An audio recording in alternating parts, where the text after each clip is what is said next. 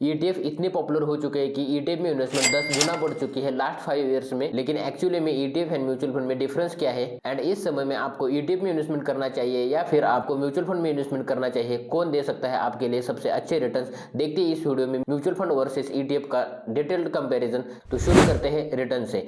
और ईटीएफ में देखें तो जनरली ईटीएफ जो होते हैं जो इंडेक्स को ट्रैक करते रहते हैं, तो इसीलिए हमें इंडेक्स जितने ही रिटर्न्स ईटीएफ में मिलते हैं। तो फॉर एग्जांपल जो निफ्टी 50 का जो इंडेक्स है उसने अब तक हमारे 12% के सीएजीआर रिटर्न दिए over the long period of time, तो हमें निफ्टी 20 ने भी उतने ही उसने रिटर्न दिए हैं। अब देखते हैं म्यूचुअल फंड में। तो म्यूचुअल फंड का जो मेन पर्पस होता है वो होता है कि उनको एक्चुअली इंडेक्स को बीट करना होता है, लेकिन in reality 73% of the mutual funds can't beat even index funds. उनकी जो फीस निकल के वो इवन इंडेक्स को भी बीट नहीं कर सकते हैं, इसीलिए सब म्यूचुअल फंड में हमें ज्यादा रिटर्न नहीं मिलते। तो जब सेलेक्टेड म्यूचुअल फंड ही इंडेक्स को बीट कर सकते हैं। और सेकंड चीज है हमारा लिक्विडिटी। अगर लिक्विडिटी देखें तो म्यूचुअल फंड में हम एक फंड को पैसे देते हैं फंड्स मैनेज करने के लिए, तो उधर लिक्विडिटी का इतना ज्यादा इशू नहीं है। लेकिन हमारे मार्केट में अराउंड 250 ईटीएफ रजिस्टर्ड है, हमें सब ईटीएफ में लिक्विडिटी देखने को नहीं मिलती है। लेकिन हमें उतने इन्वेस्टमेंट के लिए ईटीएफ चाहिए नहीं, सिर्फ हम डाइवर्सिफाइड पोर्टफोलियो बनाने के लिए हमें 5 to 10 ईटीएफ चाहिए। ईटीएफ में भी अच्छी लिक्विडिटी बन रही है, लेकिन हमें ईटीएफ में इन्वेस्टमेंट करते वक्त लिक्विडिटी उसमें जरूर देखना चाहिए, और जो ईटीएफ लिक्विड है उसमें ही इन्वेस्टमेंट करना चाहिए। और थर्ड और मोस्ट इंपॉर्टेंट चीज है जिसके लिए ईटीएफ जाने जाते हैं वो है एक्सपेंस रेशियो। अगर म्यूचुअल फंड का एक्सपेंस रेशियो देखें तो हमें एक्टिवली मैनेज्ड म्यूचुअल फंड का जो एक्सपेंस रेशियो दिखता है 1 to 2% दिखता है, जो कि आपके लॉन्ग टर्म में इन्वेस्टमेंट के लिए बहुत ज्यादा इंपैक्ट करता है। लेकिन हमें ईटीएफ में वही एक्सपेंस रेशियो सिर्फ 0.04% से ओनली 0.5% तक मिलता है। अगर आप इसमें 10,000 इन्वेस्टमेंट कर रहे हैं ईटीएफ में, तो सिर्फ वो आपसे 4 रुपीज चार्ज कर रहे हैं। इसका मतलब ईटीएफ में वेरी लो एक्सपेंस रेशियो रहता है। और फोर्थ पॉइंट है हमारा बेंचमार्किंग, किसको ये ट्रैक करते हैं। तो हम म्यूचुअल फंड की बात करें तो म्यूचुअल फंड एक फंड होता है, उसमें फंड मैनेजर को फ्रीडम रहता है कि वो किस में इन्वेस्टमेंट करना चाहिए। उनके हिसाब से जो भी उनकी स्ट्रैटेजीज है इन्वेस्टमेंट की, उसके हिसाब से वो स्टॉक्स सेलेक्ट करते हैं और इन्वेस्टमेंट करते हैं। लेकिन अगर हम ईटीएफ में देखें तो ईटीएफ का एक फिक्स होता है, जैसे कि फॉर एग्जांपल अगर वो निफ्टी 50 का ईटीएफ है तो वो निफ्टी 50 के जो भी स्टॉक्स है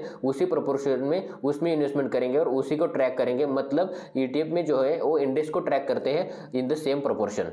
और फिफ्थ पॉइंट है हमारा प्राइस एलोकेशन। तो म्यूचुअल फंड में जो प्राइस एलोकेशन होती है हमें एंड ऑफ द डे की एनएवी पे मिलती है। जो अगर मार्केट आवर्स में भी पैसे डाल दिए म्यूचुअल फंड में, तभी भी आपको जो एंड ऑफ द डे की जो एनएवी होती है उसी के हिसाब से आप यूनिट्स अलॉट होंगे। लेकिन ईटीएफ जो होते हैं वो ट्रेडेबल इंस्ट्रूमेंट होते हैं, इसलिए हमें ईटीएफ में जो भी उसी टाइम जो भी लाइव प्राइस है उसी प्राइस पे हम इन्वेस्टमेंट कर सकते हैं। इसलिए जो ईटीएफ होते हैं वो वेरी प्राइस एफिशिएंट होते हैं। अगर समझो किसी दिन मार्केट में 1 to 2% का डिप आता है, तो आप डायरेक्टली ईटीएफ में आपके प्राइस को उसी टाइम पे एवरेज आउट कर सकते हो, मैक्सिमम रिटर्न्स को लॉन्ग टर्म में बढ़ा सकते हो।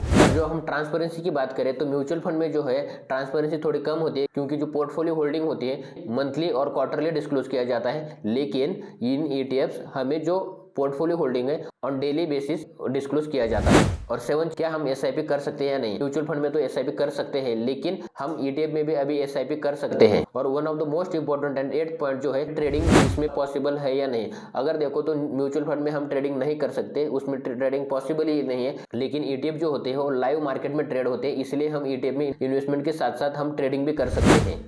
टैक्स सेविंग के बारे में अगर हम देखें, म्यूचुअल फंड में हमें डबल टैक्सेस लगते हैं। फॉर एग्जांपल अगर जो हमारा फंड मैनेजर है हमारे लिए जब भी हमारे स्टॉक्स सेल करता है, जो भी हमारे म्यूचुअल फंड में गेन्स हुए हैं उसके ऊपर हमें तभी भी टैक्स लगता है। और जब अपने यूनिट्स सेल करते हो आपके प्रॉफिट पे आपको टैक्स लगता है। और हमें ईटीएफ में सिर्फ एक ही बार टैक्स लगता है, वो भी सिर्फ जब हम हमारे यूनिट्स सेल करते हैं। इसलिए जो ईटीएफ होते हैं वो बहुत ज्यादा टैक्स इफिशिएंट भी होते हैं। तो इन कंक्लूजन तो हमें ईटीएफ में लो एक्सपेंस रेशियो होता है, प्रिडिक्टेबल ग्रोथ होती है क्योंकि वो इंडेक्स को फॉलो कर रहे हैं। थर्ड चीज है ट्रांसपेरेंसी भी ज्यादा है और टैक्स इफिशिएंट भी है। और हम जब भी मौका मिले मार्केट, तब हम हमारे इन्वेस्टमेंट को एवरेज आउट भी कर सकते हैं। तो इसका मतलब ये नहीं कि म्यूचुअल फंड बेकार है। तो आपको किस में इन्वेस्टमेंट करना चाहिए। तो अगर समझो आप बिगिनर हो, वीकली और मंथली आप इतना मार्केट में टाइम नहीं दे सकते हो, वोलेटिलिटी को आप ज्यादा मैनेज नहीं कर सकते हो, आपकी थोड़ी साइकोलॉजी वीक है और आपके फंड मैनेजर के ऊपर आपका पूरा भरोसा है, और 1 to 2% आपको जो एक्सपेंस रेशियो दे रहे हो उसमें ज्यादा लोड नहीं है